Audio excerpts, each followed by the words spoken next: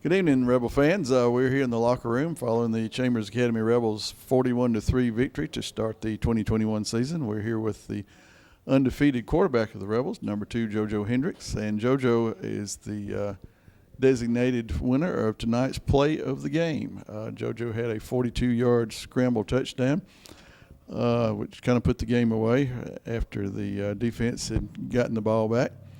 JoJo, take us through that play. Tell us what happened. It looked like it might have been intended to do something else momentarily, and then you just saw an opening. So what happened? Yeah, J-Rod got right in front of me and had that block, and I just took it outside and took it up the sideline.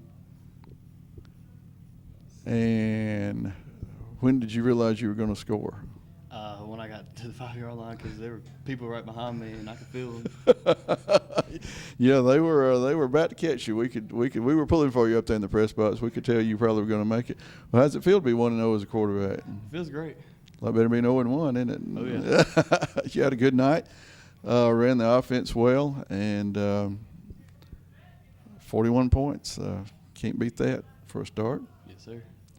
So congratulations to you and the rest of the team, and especially for your play of the game, your 42-yard touchdown run to break the game open on that scramble.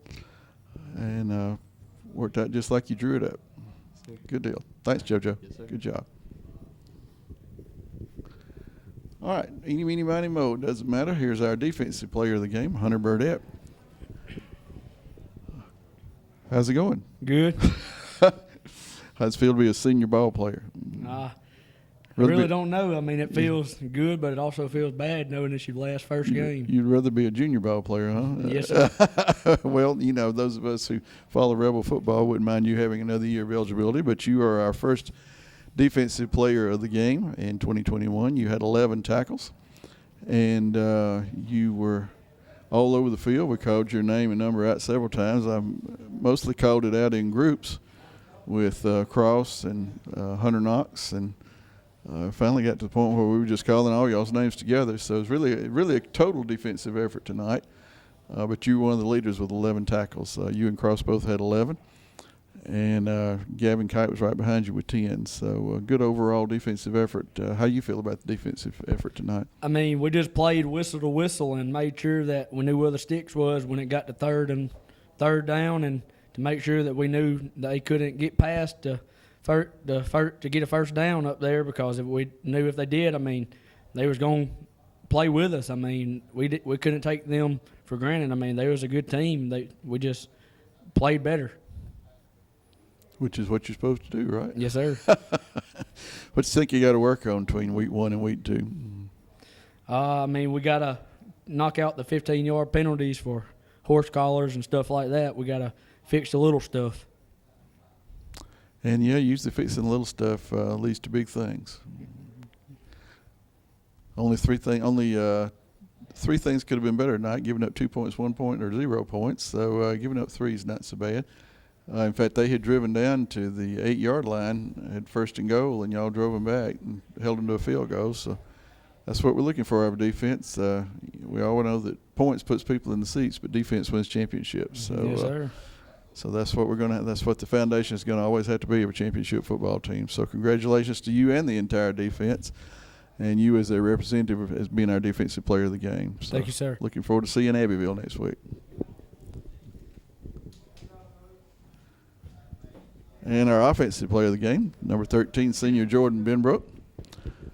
160, what'd you say? 7, I think. 167 yards, 90 of which came on one play. He also had 3 touchdowns and a 2-point conversion. We almost forgot about that when we were talking a while ago. Yes, sir. That was on a Wildcat play, and the coach had told us to kind of look for, but we only saw it that one time, didn't we? Yes, sir. Which is a good sign that we didn't really need it. And, that's right. And that's a good thing. Save it for later. 41 points, and you had 18, 20 of them. So yes, sir. That certainly would lead to you being the offensive player of the game. I was telling Jordan before we started about my psychotic moment where I told Chester we needed a little 90-yard run to wind things up, and looked up and there went Jordan, 90 yards. So I'll try to call you another one or two next week. Deal? That's a deal. Okay. Great start. 130 37. That's what I keep. 67. 167. Good grief. Okay, 167 yards on 14 carries. carries. So that's going to be over 10 yards a carry. Of course, 90-yard runs will do that for you. That's right. But overall, a great game at running back. You were obviously the go-to guy on the first drive, and we're looking forward to great things. We'll ask Hunter what he thought the defense needed. What do you think the offense needs to do? You know, I feel like we played a pretty good game. Offense came out knowing what we had to do, and we knew the game plan was to get it to the people that can make plays, and we did that, and we executed that.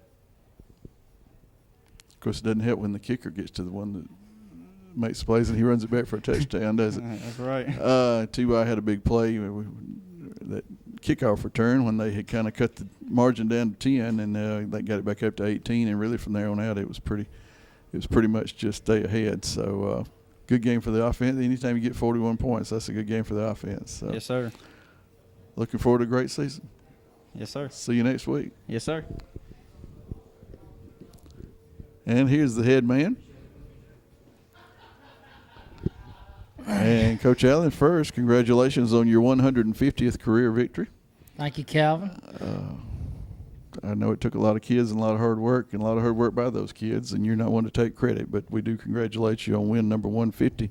Thank you. I did a little research before the game, and if I counted correctly, only 161 people in the history of Alabama football have won more games than you now. Interesting. Well, yeah. Interesting little tidbit there for you to talk about. I can always count on you for those little all these numbers. But and here's stuff. the big deal. Only 6 people in the AISA have ever won more games than you. So and about 4 of them are still coaching. So just got to catch up with some of them, and you'll do that. You're a young man. You got hopefully 20, 30 more years to coach. Bobby Baden can do it. You can too. Yeah. But anyway, let's talk about, now that we got the 150th win out of the way, let's talk about the game. What'd you think of it? Yeah, I thought it was a good starting point for our team. We probably came out of the blocks a little slow. We're still finding out some things about our football team, but we made up our mind coming into the game that we wanted to rely on our defense. We felt like we're pretty good on that side of the ball. And then offensively, I didn't want to put our quarterback in bad situations. I wanted to lean on T.Y. and Jordan and Spud and John and some of those guys that have proven themselves, and just kind of get JoJo off to a good start and let him have some success and build some confidence. And, I thought he did that, and then I thought he got better as the game went on. He didn't give us any catastrophic plays. We took care of the football. We didn't turn it over, which is huge with me. Yeah, that is big in your first game. We probably punted a couple more times than I like to punt, because I don't like to punt. But we're gonna have to do that from time to time this year and lean on our defense, because we're pretty good on that side of the ball. Well, when you got a punt, you got a rainmaker there. It looks like in Spud, he kicked two long, good high punts, and I don't think either one of them got returned. Yeah, and he's our backup punter. Our starting punter, Ashton Chambers, had a car accident a week and a half ago or 2 weeks ago, and so he was out, and so we went with Spud, and Spud did a pretty good job for us. He really did. I thought he's very athletic, so the defense has really got to keep. They got to stay on their P's and Q's, because he can run. We can do some fake stuff with him, because he's a really good athlete. And I thought Caden had a good night. Had some good kickoffs. A couple of missed extra points, but I believe both of them were blocked, so not much you can do about them. But he had the ones he got past the line of scrimmage with. Most of them were straight down the middle. So Yeah, and it's a nice luxury to have, isn't it? Absolutely. And he's a kicker only, so he gets to spend a lot of time working on that. And we got to clean up our extra point protection. We got to make sure we block the right people, and because he's usually going to make it every time if we get a good snap and a good hole. I think you get good snaps every time, because we kind of watched that, but they had a little leakage on the blocking. Yep. And that's going to happen. But fortunately, got the 2-point conversion that caught that back up, and really ended up with 41 points, really only 1 extra point short at that point in time off of, 6 touchdowns. So. Yep. And you're right about JoJo. Had the second longest run of the night. Had the longest run of the night until Jordan got loose there at the end. So Yeah, we was running power read right there, which we were reading the front side in, and if he goes with the speed sweep, then the quarterback pulls it, and if he sits and takes quarterback, he gives it to Ty. Ty was coming across his face, and that end shot out of there with Jordan, and JoJo didn't even wait on Ty to give that option. He just took off, and I was like, he went 10 or 15 yards, and I said, look at here, and then next thing you know, he kind of turned on the jets down there, and really, that was a really nice run by him. It was a great way to start the season, 41-3. Half the teams in the state this week will be undefeated. Half of them won't be, and we're in the half that is undefeated. Yeah. And at least 7 or 8 years in a row now, we've won the first game. So that's a great way to get out of the gate. Yep, And, I thought it was a great night. We had great crowd here. Really good crowd. Lee Scott, they're a much improved football team, I think. They gave us some problems, and we've got some really good players that are difference makers for us when we get the ball in their hands. Got a text from Dr. Crowder right at the end of halftime, and he said there were cars parked all the way out past the entrance up on 431. So, wow, hey, it's people come and support our football program, and it's really great to see. And that's built a lot of years. But a lot of years we built this, and we've built some winning tradition here, and people want to come see the Rebels play, and our guys are proud of that, and we don't take that for granted. it's 4 in a row over Lee Scott, which is the longest winning streak we've ever had over them. And we've won 12 now, and they won 14, so it's a pretty even series. Yeah, we're catching up to a lot of people the last 5 or 6 years. Well, nothing wrong with that. Yeah, God's blessed us. We got some Amen. good kids. You are certainly true. I was telling them during the game that I went to the fan day thing today and got in line with the rest of the kids. I try to be a kid at heart, but you go to each table, and every young man there, I watched them. Every kid that went by, they treated that kid like they appreciated him being there. And then when the old man started going by, they treated the old man like they appreciated him being there. So it was, when your kids look up, we had a 4-year-old sing the fight song in the pregame just because he's been watching your guys sing it. So I mean, that's the kind of thing, like you said, that's what you build on. And and we're gonna keep that footage. When that 4-year-old's a senior, we're gonna make him sing it again. But as you always say, it's a good thing to be part of the Chambers family. Next week, head on down to Abbeville. 1A runner-up. We talked a little bit last night in our preseason interview about how they had a new coach. And that always gives you a little something to worry about because you don't know what kind of tendencies to look for. But what do you know about them otherwise? Yeah, I don't know anything about their coach, and what he's trying to do.